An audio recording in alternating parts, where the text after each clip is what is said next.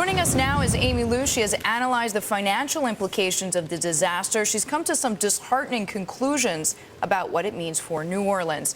Amy is the Deputy Director of the Metropolitan Policy Program at the Brookings Institution. She is with us now from our Washington newsroom. Amy, thanks so much for joining us. What is the economic cost of the oil spill? What does it mean to the Gulf in dollar terms?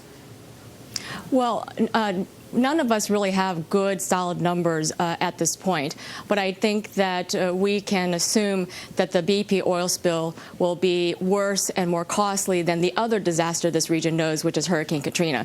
Hurricane Katrina cost the nation about $130 billion in physical damages and lost productivity.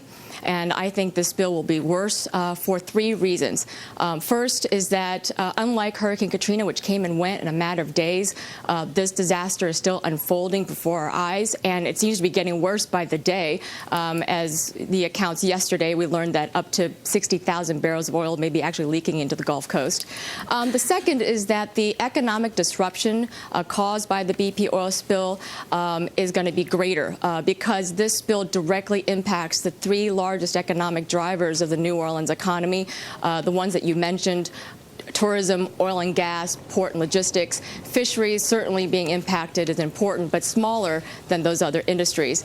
And then the third is that the physical damage in this case is an environmental damage, and the cost of restoring the wetlands, reviving the wildlife there will cost billions of dollars and will certainly take generations of investment to restore. And I don't think there is no economic recovery without the environmental recovery. Amy, is there a direct relationship between the amount of oil gushing from the blown out well and the environmental and economic impact, which is to say, as of yesterday, should our expectations for how much it's going to cost, how long it's going to take to recover, gone up by, say, 50%? Well, there's no doubt that the economy and the environment are absolutely linked.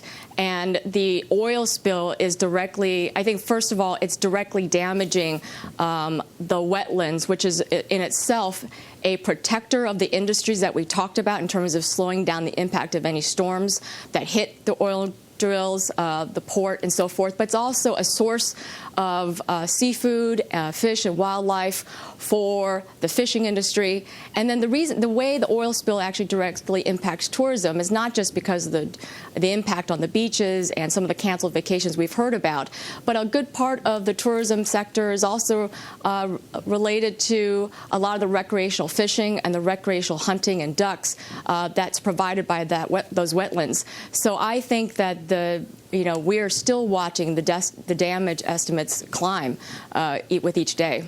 All right. It is seriously disheartening stuff. That is Amy Liu of the Brookings Institution. Amy, thanks very much for joining us this morning.